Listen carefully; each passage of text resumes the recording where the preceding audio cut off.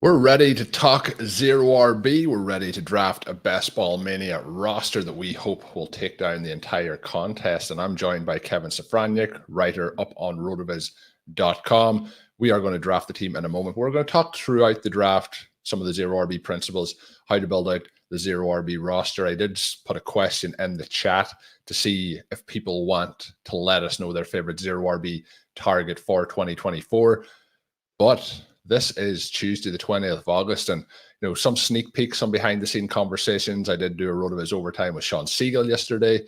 Kevin's obviously talking to him about some of the stuff on the site.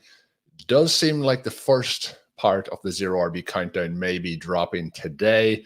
It's always a frenzied time of the season to get those kind of usually top 15 names and see what order they are in. But I'm excited to get it, even though, me and Sean draft, we read his content, talk to him, 3 times every week. I have an idea of the names of the players, but it's always good to have that list to read through and digest. So looking forward to that coming out later today on RotoViz.com. If you are interested in signing up over there, you can use the promo code RVRadio2024 at checkout to save yourself a 10% discount off a 1-year NFL pass.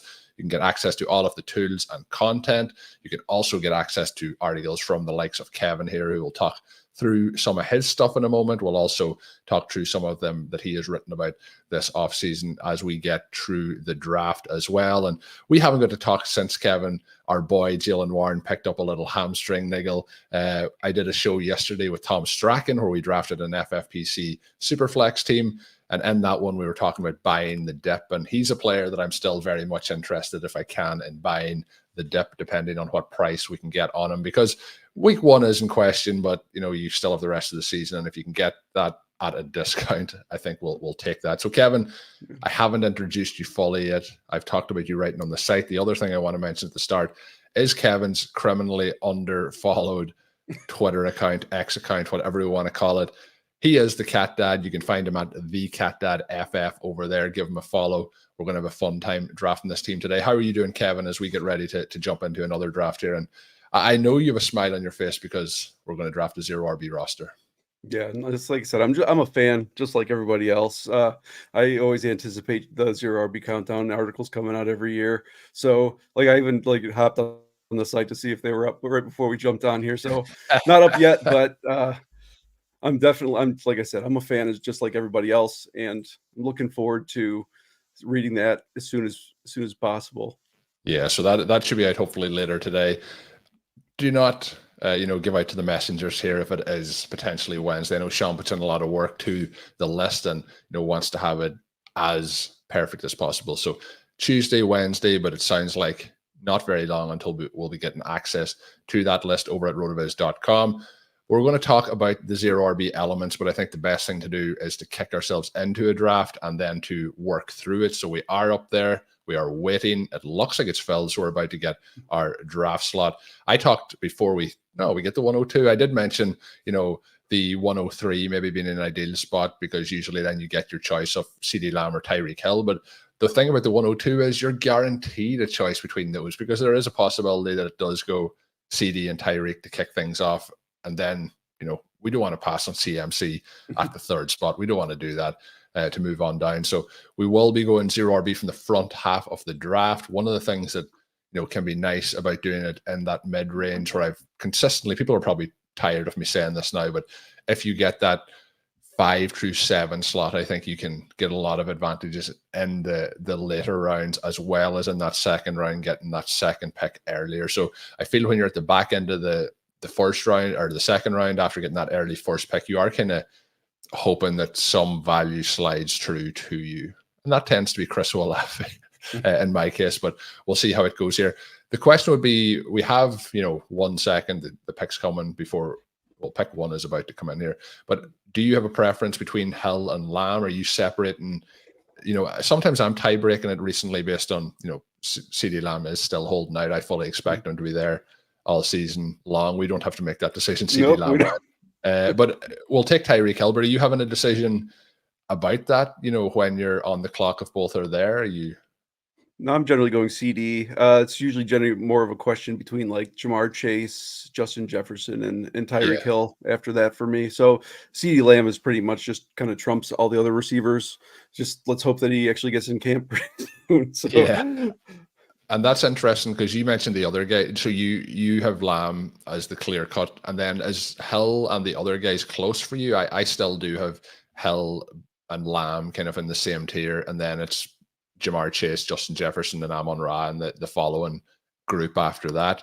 But I have it pretty much in the order that ADP is, with Hill being the second option, then Chase, then Brown, then Jefferson. But you can't really go wrong with all those options. And in this draft in particular, the drafter at 6 is after being able to pick up Jamar Chase, which again, I mentioned, if you have that slot, sometimes you get one of you're pretty much guaranteed to get one of those names, and then you get the earlier pick as the draft wraps around. So we are going to be looking to go non-running back here in the early rounds. The thumbnail that I created for this may, cause a stir. I had, Breece Hall, Christian McCaffrey, and Bijan Robinson with the headline "Do not draft." And the main reason that is because we're going to do a zero RB draft here today, and we're going to look to draft the other guys in your draft room. Those are obviously the prime 3 running backs that you would want to have in your roster. If you have a hero RB build in mind, for example, just fantastic players. But today we will not be drafting them, and we'll be moving along. And interestingly enough, we did have the opportunity to do all 3 of those in this draft with the 102 spot.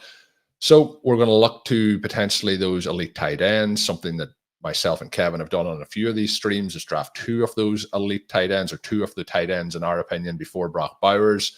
So that's an option. I do find one of the things that is advantageous with the early draft slot, you may not get the wide receivers you want in some of the rounds, but it is an area where you do tend to see an opportunity to get the likes of a Bowers, a Kittle, all the guys at the 2-3 Turner and play. So you are really getting a chance at that elite tight end here if that's the direction that you want to go. So sometimes getting 2 of those guys is a little bit easier based on how the tiers break off.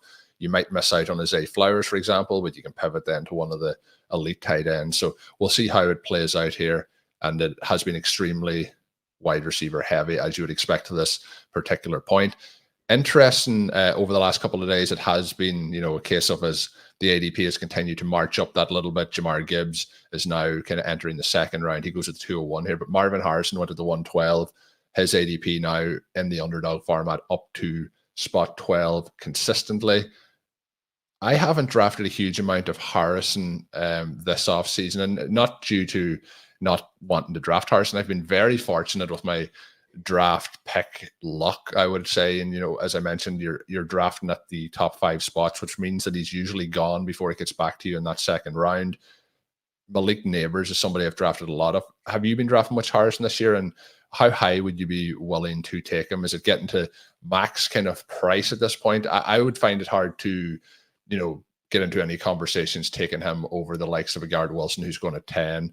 But, you look then at the wide receivers that are going after the turn, and there are some more question marks, Drake London, Nico Collins, Deebo Samuel, all very good players. But, if somebody wanted to take Samuel over Harrison, that's fine. But if somebody also wants to take Harrison over Samuel, I don't have an issue with that either. So are you just seeing that kind of as a relatively flat tier once you get beyond Puka and those guys are kind of paired together?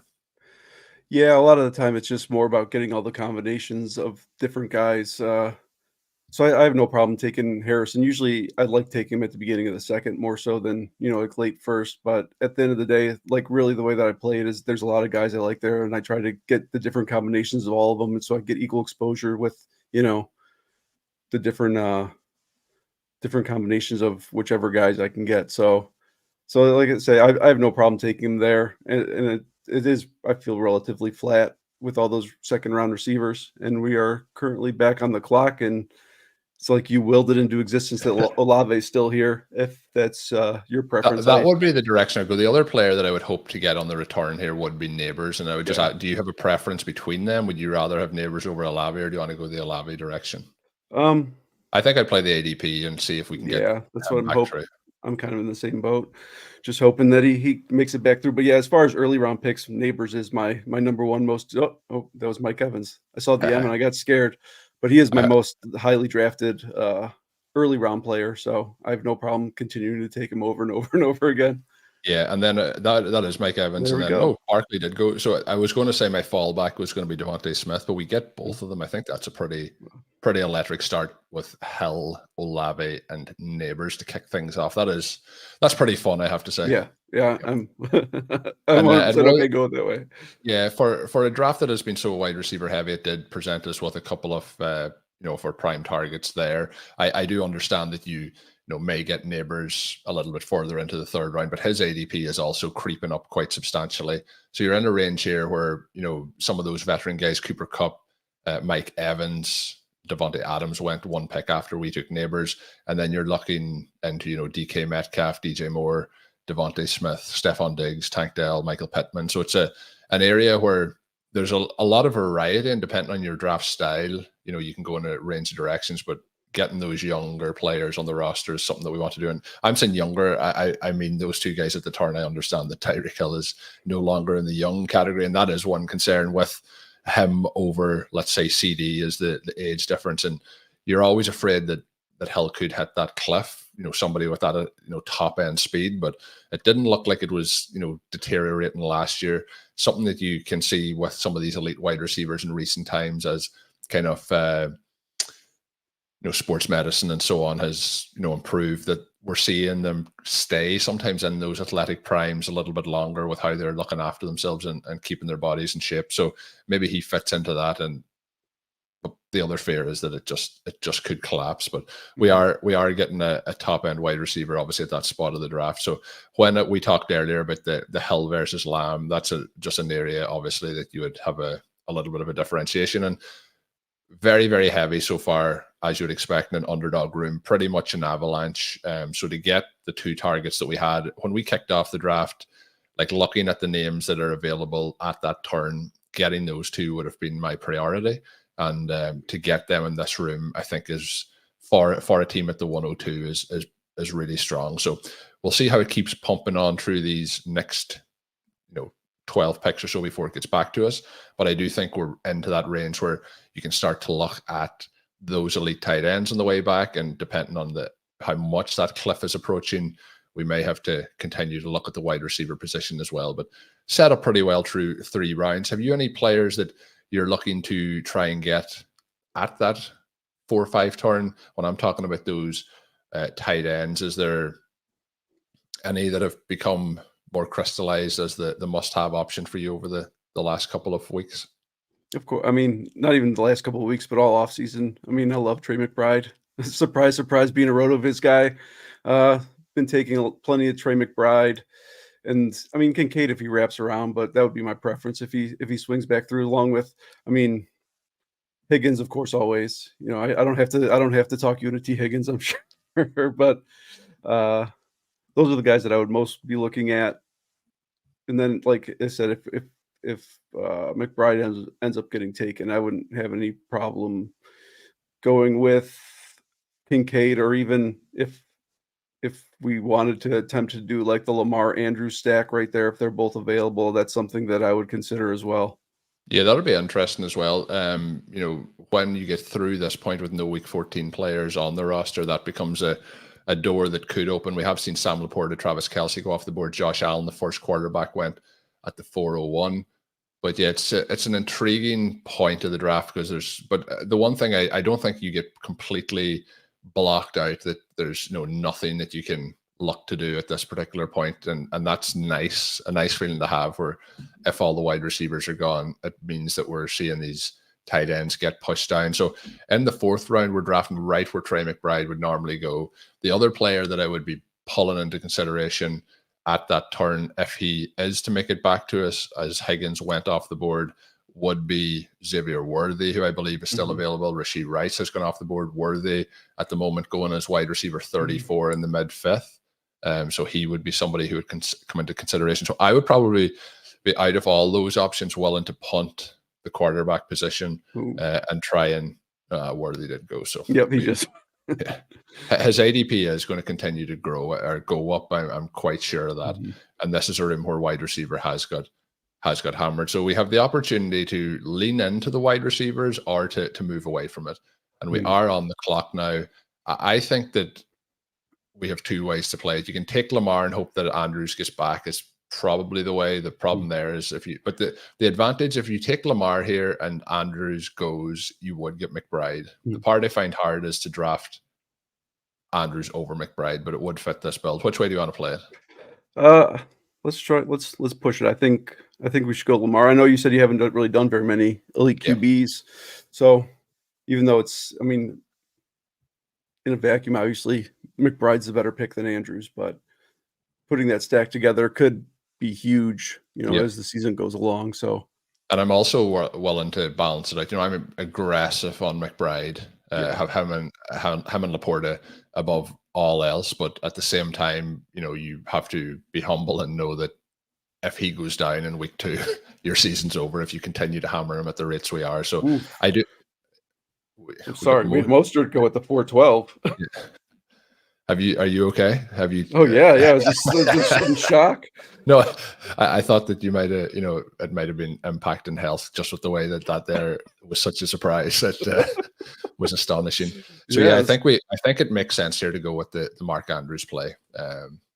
I actually have a draft that I'm doing in the Superflex I mentioned doing the draft with Tom Strachan. It was a fast draft that we did yesterday that was live on the RotoViz YouTube channel if anyone wants to head back and check that out. But we are doing a slow draft as well. He's a Ravens fan, but we went with Lamar at the 5th spot. We have paired him up with Andrews and Zay Flowers now, which is a pretty fun link up to have as well. So fun.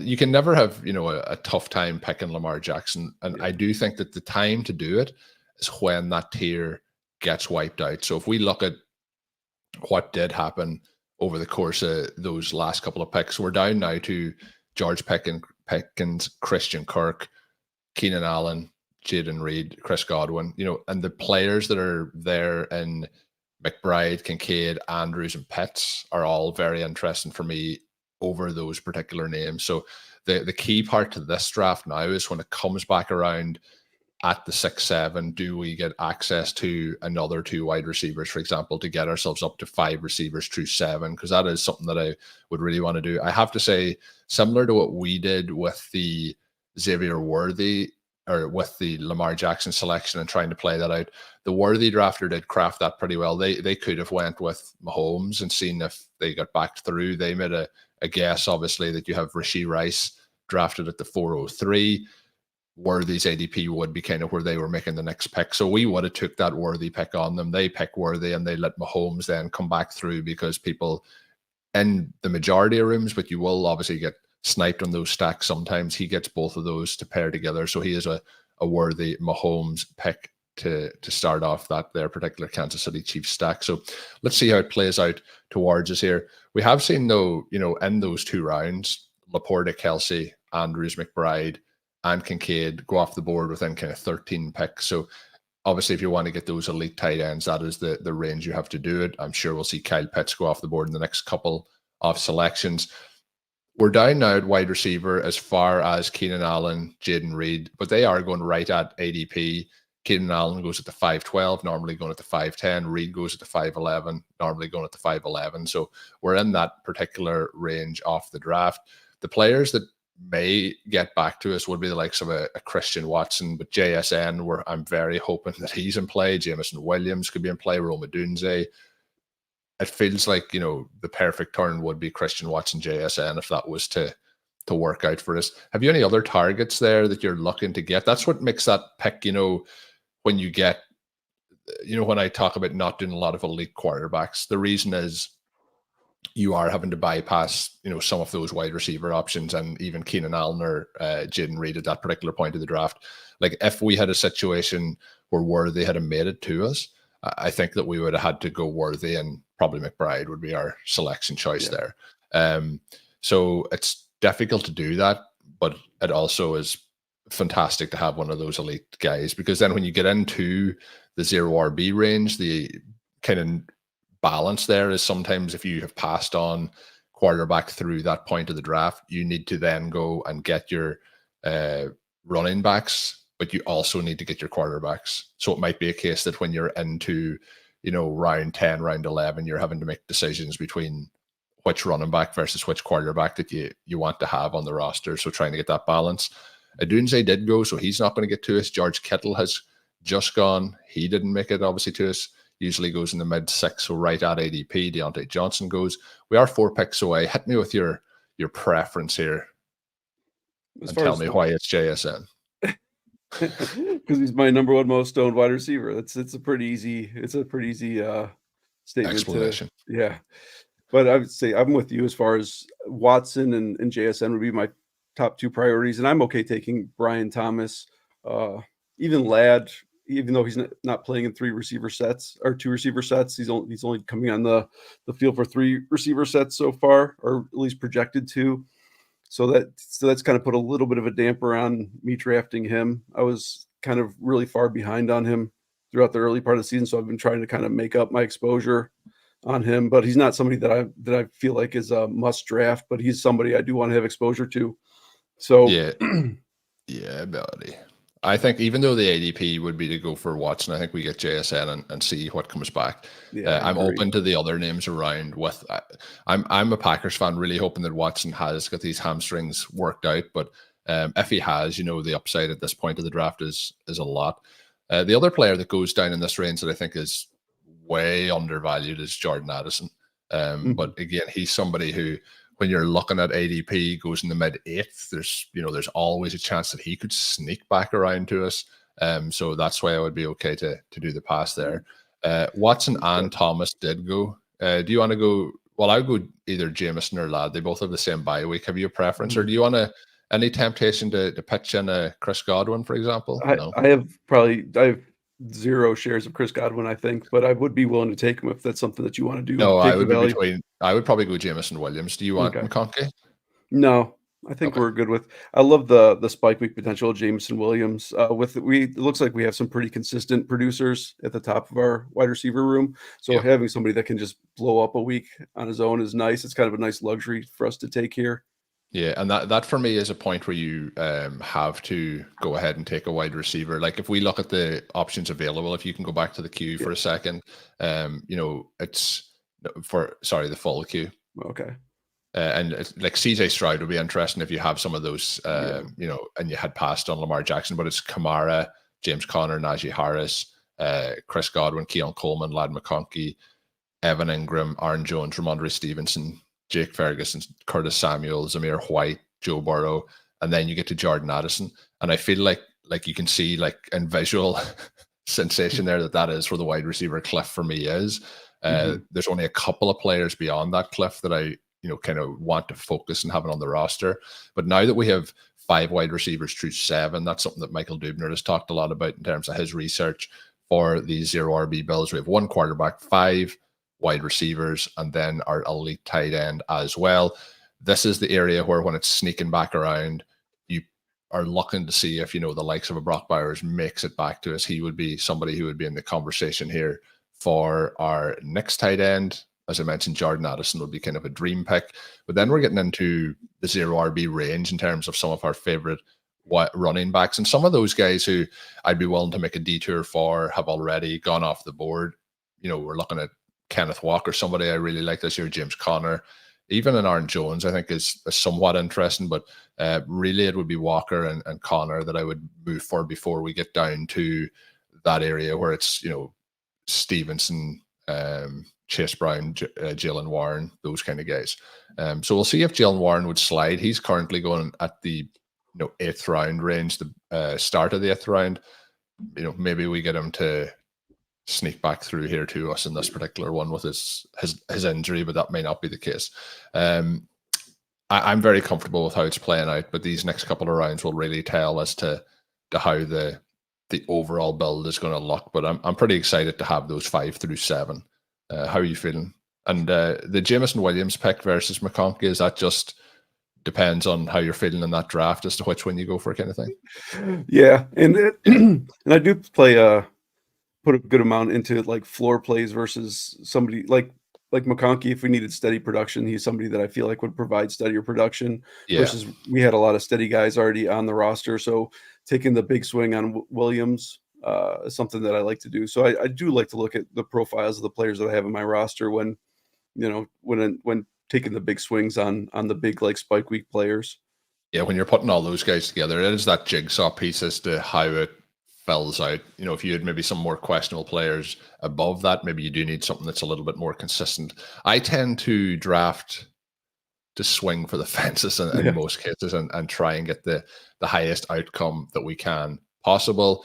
Jordan Love, CJ Stroud, two more quarterbacks going off the board, and that's 7-8 turn, along with Evan Ingram and Jake Ferguson. That means that when you get to that point, that Brock Bowers, David Njoku are the next two wide or tight ends to go off the board. So we are in that nervy area where we may not get to see our boy make it back through. Jordan Addison did go. He was somebody who I was hoping maybe sneaks through, but he goes right at his ADP. Who is your backup candidates here if we don't get them? And it could be an area here where we do pitch into our first running back if it's a case that all options are gone. We do have Tyreek Hill at the top, so Njoku does become more of an option for me at the turn. But Yeah, the comeback. yeah, and there goes Bowers right Yeah, there. it did happen. But it's not all is not lost. And it is a case too. Again, I mentioned, when you're drafting the players and having the, humility that you may be wrong. Like we're very on Bowers, but maybe the ADP value that's only a couple of picks later, if it is a case that it goes to David Njoku here, becomes the ideal scenario for this roster. You're getting some of those, contests as well. You don't really think about it during the season, but you get the Ravens and the Browns facing off each other twice. You would be getting Lamar Jackson. You're getting multiple potential game stacks for them to shoot at each other to get in-season points as well, because they're in the same division. But so we are up here. The options at I think Njoku's a fine pick here to get that second tight end. We'll give ourselves the time to click through, but show us the wide receiver queue after that. I think is the place I would look. So we'll you can make the pick if you want because we'll have some time to come back through. But is there a wide receiver that stands out? Cortland Sutton is available here. The one concern with Sutton is he's a week 14 bye to go with our QB stack. But Dobbs, I think, could be interesting. Is there any player here or like it's a real appetizing area to add like the likes of Chase Brown or Jonathan Brooks? Yeah, Chase Brown, I think, is the guy that I would be most interested. I think it's time to start building out the running back room because I said let's do it. As opposed to earlier drafts where there's a lot of good players available up into the 120s. Like you could regularly get Chase Brown and Tajay Spears in the 120s.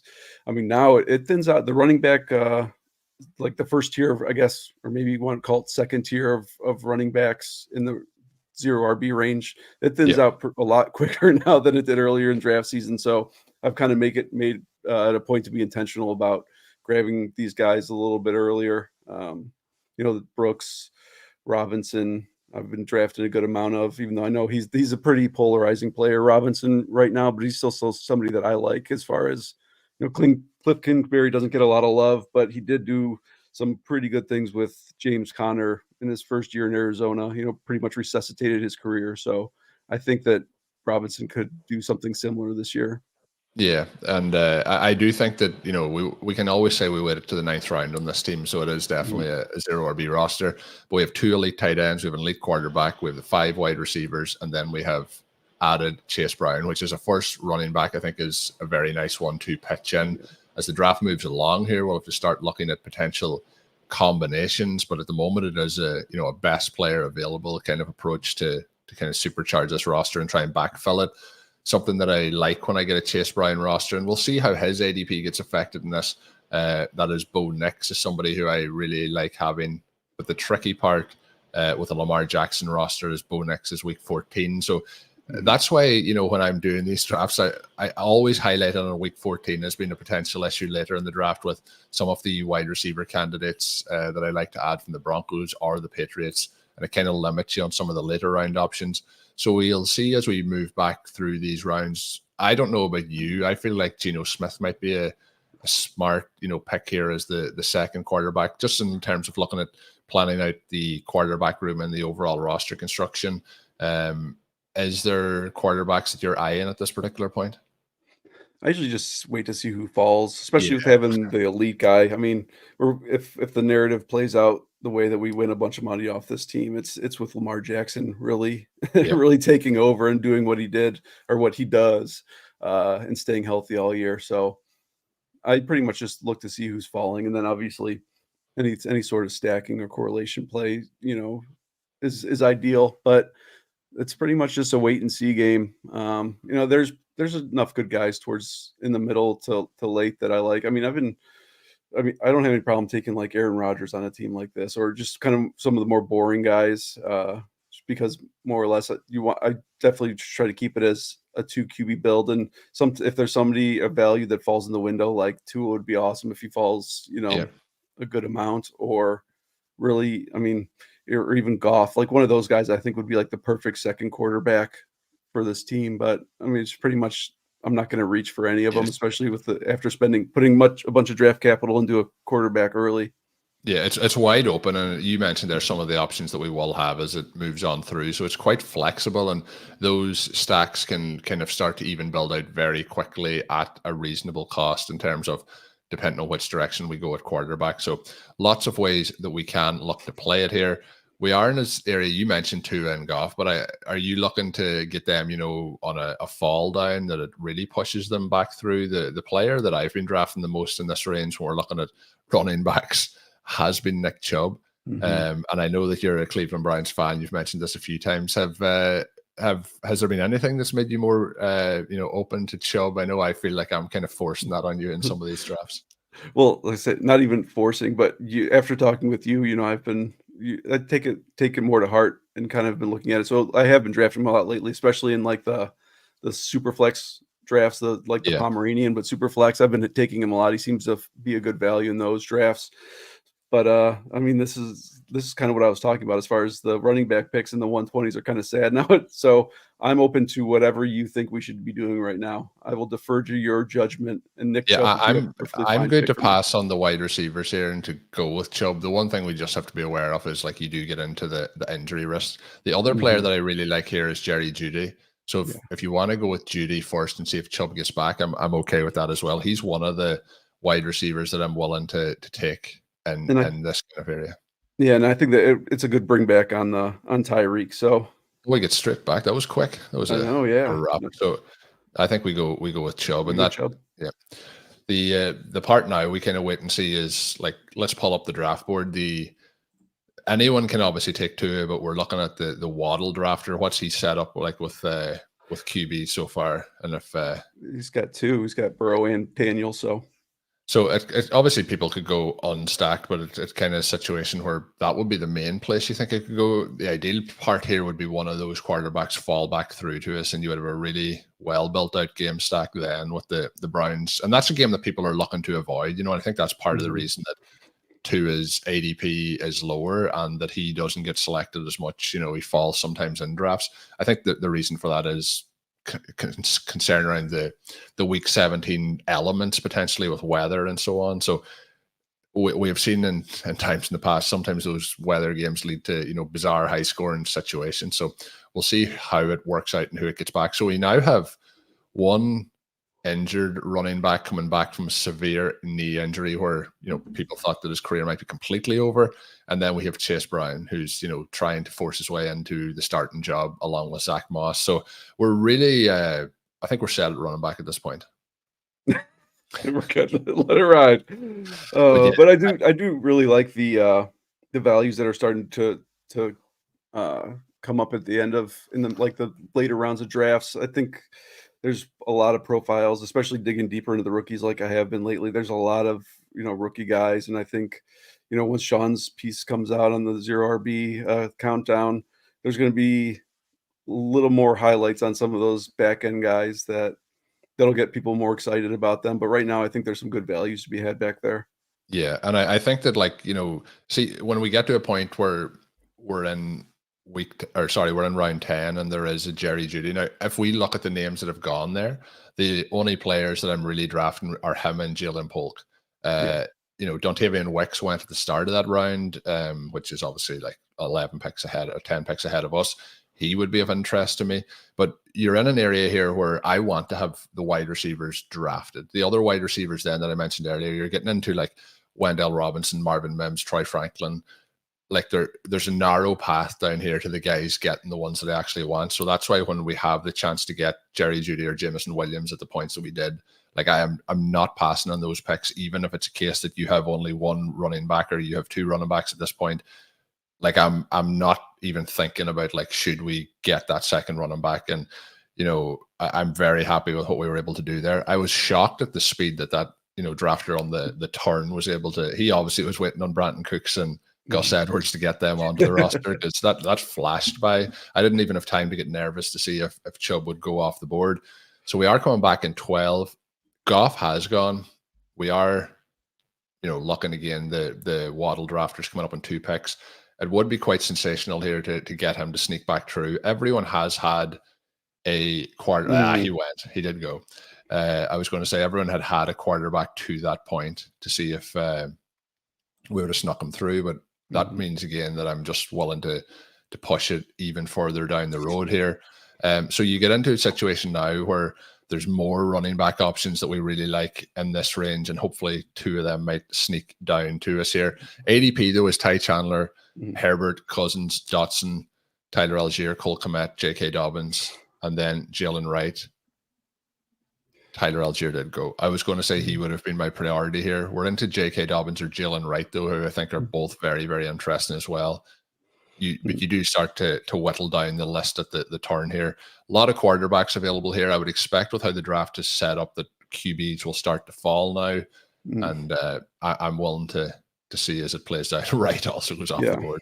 You mentioned earlier, though, that you are drafting Ty Chandler. Do you want to pitch the Chandler play to me? A lot of it is just I don't think that Aaron Jones is going to be able to handle the full workload of that, and Ty Chandler has been able to pretty much produce expected points like on par with his expected points, and we don't even have to worry about that now because he's gone. I'm okay with taking Dobbins here if we want to add more running backs. Is that what you're going to say? Yeah. He's playing. Let's add all the injured guys. Let's take J.K. Dobbins. These are players who I think in Chubb and Dobbins that if they actually are, somewhat back to full health, there is no reason that they should be going in this range. So that is my reasoning behind drafting both of those guys. I know Dobbins has climbed up a little bit over the last 6 weeks in ADP, but they're players who could just be absolute hammers. The problem is you're looking now with Chubb, and if he's, not available to week 6, we do need to add some of the running back names. Here's my pitch. Is Jaleel McLaughlin. We need those early week points as well. Is he a player that you're interested in? Absolutely. Yeah, I'm 100% okay with McLaughlin. I'm interested in the likes, of Ray Davis or Braylon Allen, but the issue with those is you're hoping that you're getting work as the season probably progresses. That's the tricky part here with the Nick Chubb and Dobbins picks, is you are kind of also expecting some possible contingency and injury to them. So you need to also have your week 1 points kind of trying to get them. So I think McLaughlin gives you some floor and potential ceiling. Him and Javonte are 2 of my most drafted running backs this offseason. The 4 guys we have here are quite heavily drafted, but Dobbins would be the least drafted out of them, but still above the field. So we are now up to 4 running backs with Brown, Chubb, Dobbins, and McLaughlin, all separate bye weeks, which is always nice at the running backs when you're going with that 0 RB build to give you more chances to fill that slot. But yeah, I still would be open to drafting those rookies as we work our way through if they were to get back to us. So I think though with the 2 tight ends we have, we're probably looking, we probably still will get up to 3. But do you feel like we're the 2 quarterback and potentially even 2 tight end build? How are you looking to fill this out in the back stages here? I'd probably honestly, if I'm taking 2 tight ends that high, I'd probably be sticking to 2 unless there's just a blatant value that's there, or there's just no value at any other positions. The other problem is my boy Greg Dulcich is a week 14 guy, so he can't. He doesn't fit as well with a Mark Andrews build. Yeah. But there is some interesting, I think, upside absolutely. tight ends at the back, but again, narrow paths to victory. And I think this roster, if we can fit an additional running back spot, I think would be advantageous with just some of those injury concerns. Like we have to be aware that I'm seeing the upside of those guys, but the downside is like their legs are dust. Is the downside.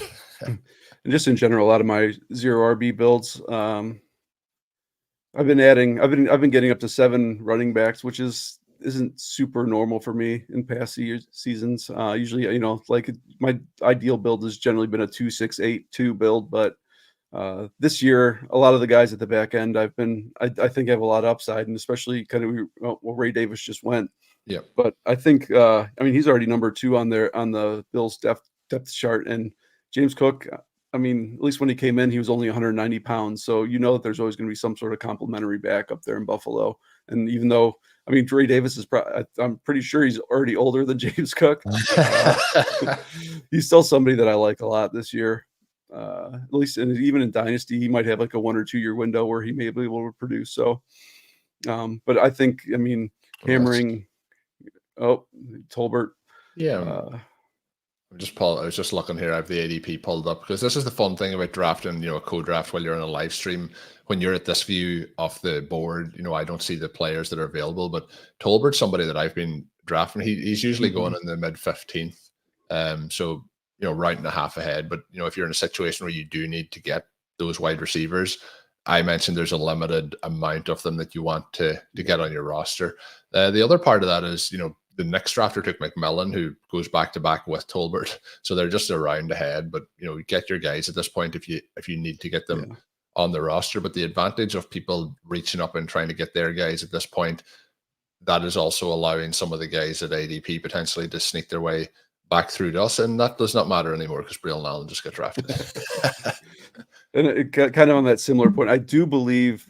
Don't quote me on it, but I do believe Michael Dubner, in some of his articles earlier in the offseason, essentially said that like after week 15, it's kind of like all the same. There's not a huge, difference if you're where you're picking your players. So literally, it is just like a go get your guys sort of scenario. That is a little bit unfortunate for our selections there. I was hoping to get some of these rookie running backs. Bucky Irvine did go in the next pick. I would say spoiler alert, but I would be surprised if those 2 names aren't somewhere on that top 15 list that Sean Siegel is going to release, because they're 2 of his absolute favorites. That puts us in a situation where I was about to pitch Wendell Robinson and he goes off the board. So we are in a thinned out zone, and this might be where it does make sense to go the route of a Geno or whatever other direction you might want to go at quarterback. We can reach down. There's, by ADP here, we're looking at Deshaun Watson's available, Aaron Rodgers, and then you're down to Geno Smith. Yeah. But I would prefer Smith out of them. But is there somebody who you want to look at here that's, not a quarterback? Not especially. There's some wide receivers I like late that we can still target. I don't know where you fall on the Khalil Herbert versus Roshan Johnson scale, but I do like both of those guys. Yeah. Again, I've drafted both, but I've drafted a lot more Roshan, and that's just because of the pricing element. So we are now up to the 2 quarterbacks, and I'm pretty comfortable with that. That was right at ADP for Geno. What are you thinking? Like, we have Marvin, like we do have more wide receiver options here, I think, that we available. Is it, like, that's probably where I would go. Have you a preference in this? Mims or Darts is probably the ones that I would pick, but have you somebody else? No, I'm okay with those. I've scaled back considerably on Mims because I was drafting him a ton earlier in the offseason, but I'm okay with getting him as a bring back against that Chase Brown. Yeah, that's what I was kind of trying to make the tiebreaker there with the potential bring back. So that gives us 2 parts. We actually do have, we didn't talk about it at the time, but that Jaleel McLaughlin pick actually is a bring back on that game as well. So we're now up to 2 Broncos, 2 Browns. So game stacked there. How are we? We actually have 3 Browns. Yeah, I know. That's it.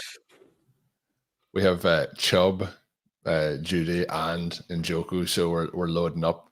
That probably, like, I have not drafted Deshaun Watson one single time this offseason.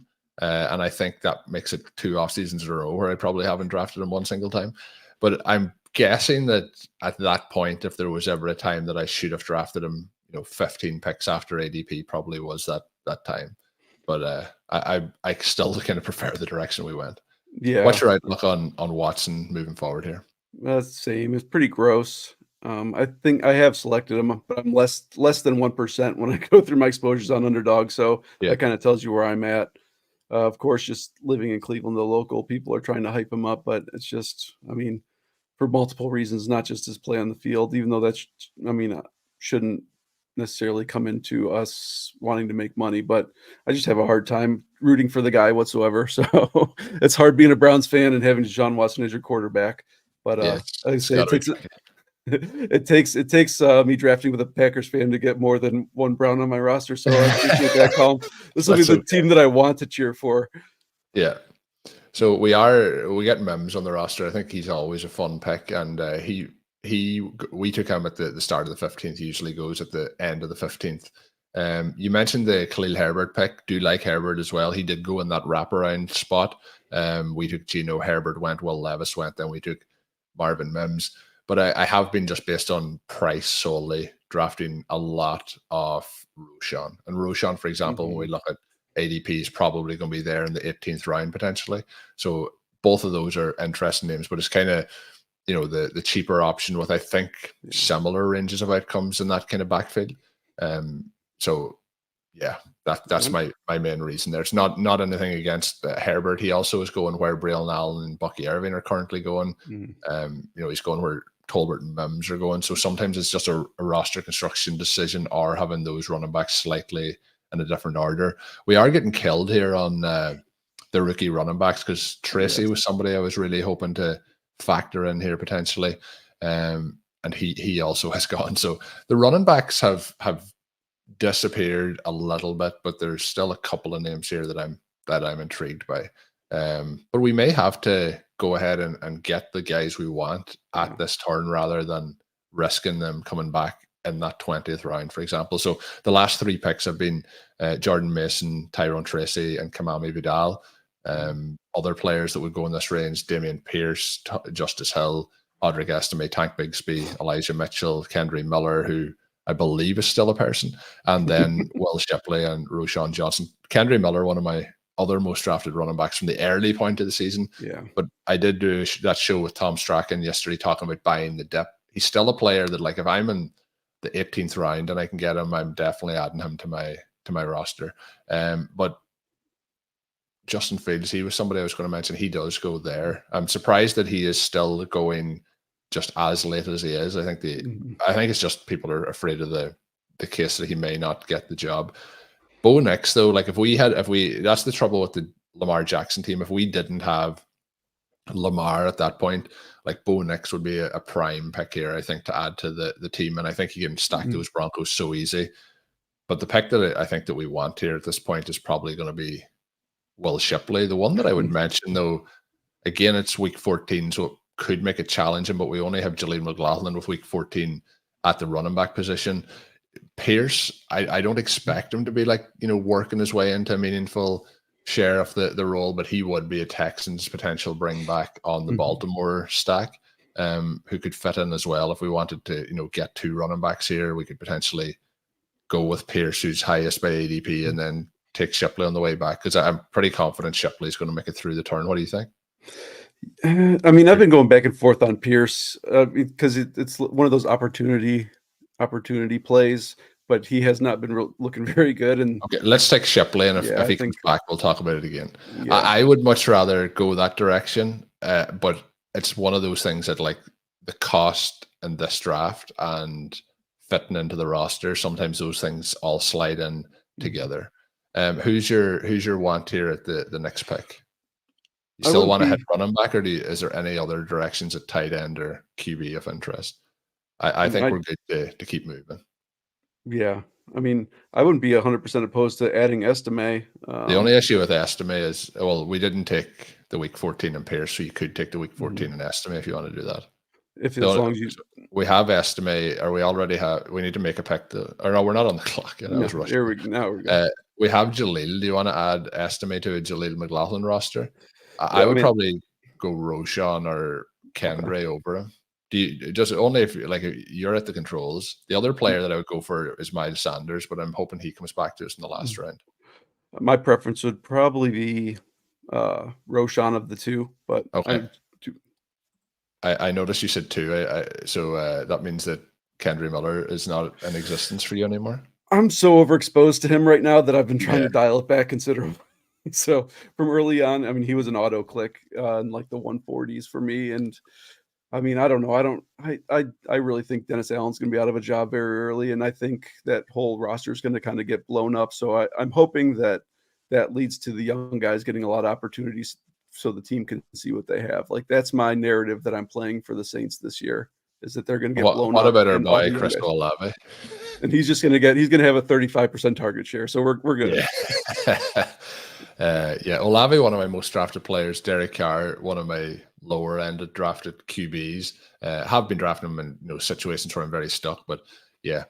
But again, I'm just going to highlight Bo Nix still available. When you're in the 17th round, I think is really something that people should be trying to add to rosters. Derek Carr is available too. I feel like we're at 2 QBs, and if you want to add them to the board, I do think that you're looking to see here if we get no, not Bo Nix. Sorry, you can always add Bo Nix to the board if you want. But I'm looking at the running backs and Miles Sanders and Kendry Miller.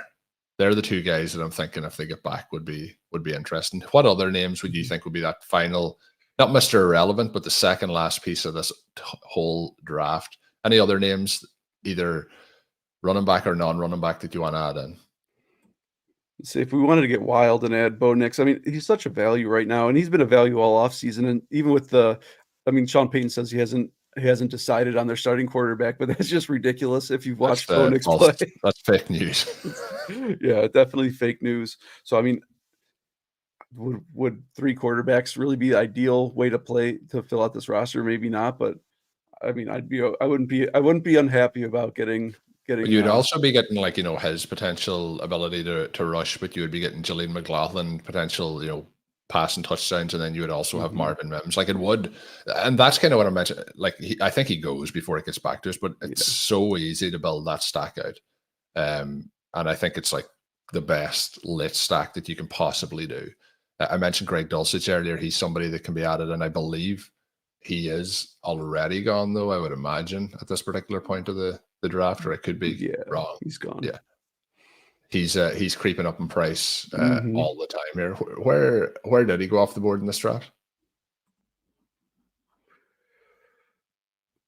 Right, the 1701. Yeah. So I still think that's like a really good price. He goes off the board to the 101 drafter, but they did also take Colby Parkinson at that wraparound. And if I'm looking at who can jump into a player who should be going in the top 12 rounds, that would be Greg Dulcich. So we are here 3 more selections before it gets to us. We have Nix, Miller, Sanders. We are now at a 2-6-7-2 build. Don't really necessarily know if we need to get up to the 7th running back, and the 3rd quarterback in playoff scenarios could be advantageous. I assume when I'm saying this, that means that he's going to get drafted in these next 3 picks. But how do you feel strategically? Kendry did go, so we're kind of between Sanders and Nix. There's 1 pick before us. Have you a way you want to play it strategically if both of them are available? Well, the drafter right now has 3 quarterbacks. Oh, nope, they have 4 quarterbacks. I guess I really haven't been big on Sanders, but if he's somebody that you have because there's really no other running backs. We're hyping up the 0 RB list, and Sean Siegel is the author of that 0 RB list. Miles Sanders is somebody that when we were in the FFPC main event this past Sunday, he pitched that we should draft, and I did pass on him. And I feel like that's something that, when you're stuck on a pick at the end of a draft and you don't have a clear direction that you want to go in, I would lean towards, like, it may end up being nothing, but it could also be, somebody who gives you starting season value. We have a situation where Jonathan Brooks is the rookie and he's hurt. I talk about buying the dip on a player like that, but the concern with rookies is the same with Marshawn Lloyd. You're missing the reps in training camp. You're missing the games, and that could mean that next thing it's like week 2 and you're 3rd on the depth chart and you're not set up to handle those carries, or you don't know every single cadence or ever. And I'm saying this, they probably will know all that information. They can do that without being on the field, but just getting those live reps can be something that holds you back. So we could have a situation where he's the RB2, or potentially if he looks good, could be there with Chuba Hubbard, the 2 of those guys back to back. The other thing that we talk a lot about, what if P. Ryan gets cut in Denver? Part of that also is like, if Brooks is healthy and looks like the real deal straight away, that's a situation where maybe Miles Sanders gets cut and ends up on a different roster as well. And that's a thin path to look for success. But when you're in that 20th round and you're swinging for the fences, you don't really want to be drafting veteran running backs, but there is some ways that could work out. Bo Nix would have probably been the preferred pick if we had the two of them. I would have definitely leaned that way to get him involved in this roster. But let us know, Kevin, who the final roster is here as we look back. So we ended up with a 2-7-7-2 build. With quarterback, we have Lamar and Geno Smith.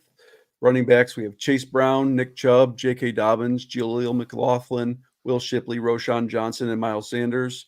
At wide receiver, we have Tyreek Hill, Chris Olave, Malik Neighbors, JSN, Jameson Williams, Jerry Jeudy, and Marvin Mims. And at tight end, we have Mark Andrews and David Njoku. Yeah. So I think we're like, I really like how the team went. The one thing, like looking at it, I'm good with the tight ends, good with the wide receivers, good with the quarterbacks. If I had to say one thing, I would say it's the oldest running back room I may have ever drafted. Like there's a lot of veterans on there. You're usually looking for, you mentioned Jake Bowe's article recently. I believe it was Michael Dubner who done the article on the rookies, being backloaded at the end of the season. And, you're looking for your Will Shipleys there to come in. In a strange way, I feel like Nick Chubb is a little bit like that, where he can be a backloaded player because he may not be fully healthy at the start of the season and gives you them points at the back end. So in a way, when you draft Nick Chubb, you're almost looking to have a front-loaded player at the back end of your roster, the likes of maybe a Miles Sanders. And then you're looking for Chubb and Shipley to be those players who give you the back-ended value. But the other part is like Chase Brown, I think, is leading into hopefully winning that job as the season progresses. We'll see how J.K. Dobbins' health is. But ideally, we would have, Braylon Allen, for example, or Tyrone Tracy, or, Bucky Irving would have been a pick that I thought was going to make it to us. And then you have those rookies to kind of help. So we had to go in a more veteran direction. But outside of that, I'm very pleased with the way the team is built out and the structure of it. And for, hammering wide receiver very heavy to start the draft, and to have, up to the guys, we obviously went with Marvin Mims and Jerry Jeudy at the back end. And I mentioned the path to get the wide receivers later is much more narrow. And they're basically 2 of about 7 guys in those last 5 rounds that I want to draft at the wide receiver position. So we got our business kind of done early. We got fortunate that we got those 2. And because we got the guys early and those 2, along with the 2 tight ends and the elite quarterback in this instance, that allowed us then to really just fill out the roster with kind of those extra spaces. If we had waited on tight end, that would mean that you kind of probably want to get up to 3 or 4, and that's going to lead to a situation where you have 2 less roster spots to allocate to the running back position than you might have wanted if you didn't have Lamar Jackson to get up to that 3rd quarterback. And that would lead to, you're probably in a maximum of 6 running backs, and you probably would have had to pass on the Jerry Jeudy or the Marvin Mims pick to allocate those other positions. So the way the structure all pairs together is what allowed us to go to the 7-7 build for the running backs and wide receivers. So really fun draft, really fun overall way to build it out. And I think it'll be pretty unique for a team that we construct together, at the tight end position. I don't think I have an Njoku and Andrews team this season yet. So that was a fun draft to do. And we can't wait for that big shootout with the Dolphins and the Browns when it comes to week 17, which everyone is fearing. How do you feel about the team? I think probably in a similar way. Yeah, absolutely. I agree with your statement on our running back room, probably the oldest one that I've ever drafted, or at least drafted this year. But I mean, I like the way that it shaked out. We were talking about the Khalil Herbert, Roshan Johnson split. And I mean, I've been trying, because of their preseason usage, to try to figure out, in the Hall of Fame game, Roshan was first up. And then Roshan hasn't played in the second 2 games. So I'm not really sure. And the thing with that is, when people are looking at snap shares in games, I think some people will panic and say that means Roshan is on the out, he's not getting the shot. But what I would be feeling is they want Roshan for week 1. So they're, it's the same as when some of these players aren't playing at all for the other teams, and you're like, oh, what does that mean? Well, it probably means the team think that they are ready rather than they need to get these reps. So the other concern is, though, that it could just be, yeah, he doesn't look good. He's, out of shape or something. We don't want him out there, but I would imagine it's the first one of those two Yeah. options. Yeah, I agree. So yeah, we mentioned the running back room, and the other player, I mentioned the Chubb situation, but J.K. Dobbins as well. You kind of are looking, I mentioned it, hitting for the fences at the wide receiver position when we were doing that after we had the stability. We didn't really have a lot of stability in our running backs to kick this room off. And that's probably part of the reason then you're trying to go for some of those more safe picks towards the end. But the Miles Sanders pick could be anything but safe. It could just be, setting money on fire. But that is the end of the draft. Hopefully people have enjoyed listening in. Make sure you hit that subscribe button, give us a thumbs up, and drop a comment on what you think of this team and who your favorite 0RB is to draft this season. Did we get any of them on this roster? Obviously, Kevin, we mentioned at the start your Twitter handle at @theCatDadFF. Go and give him a follow over there. You'll be able to find all of his articles as he does them and tweets them out. But what's coming up? Anything in the hopper for this week that people should be getting ready to read up on RotoViz? Yeah, I'm just continuing doing rookie content, and we're kind of blasting through all of them. So it's slim picking. So I'm just kind of looking to get ready for the season. There's some things that I kind of have in the works, some stuff that I'm brainstorming as far as maybe like looking at some advanced metrics, historical data, things like that. Just as a kind of aside, you'll be seeing a lot more of me on the site. I've kind of taken an opportunity to spend the season writing more or less. So it's still in the works as far as what that's going to look like. But, I've got some money saved up, and really the only reason that I'm available right now to do this stream is because, I currently am not employed per se, but that's not a bad thing. And it's something that I'm really looking forward to, is just kind of jumping into the fantasy thing for the season and just seeing how it goes. So there will be a lot. To answer your question, Colm, there's going to be a lot in the works for me coming out of the site. And I'm really excited about it. Yeah.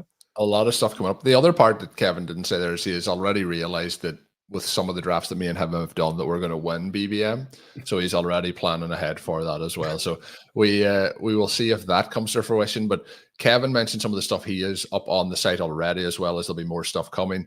There's just so many articles coming up on rotoviz.com at the moment, and they're all just essential reading. Great work from the entire team. Jake Bowes, Michael Dubner, Sean Siegel, yourself, Blair Andrews, the whole crew are just crushing it. So I would advise to head on over and read them. But you can also sign up if you haven't done so already with the code RVRadio 2024 to get yourself a 10% discount when signing up. Gives you access to all the content and tools.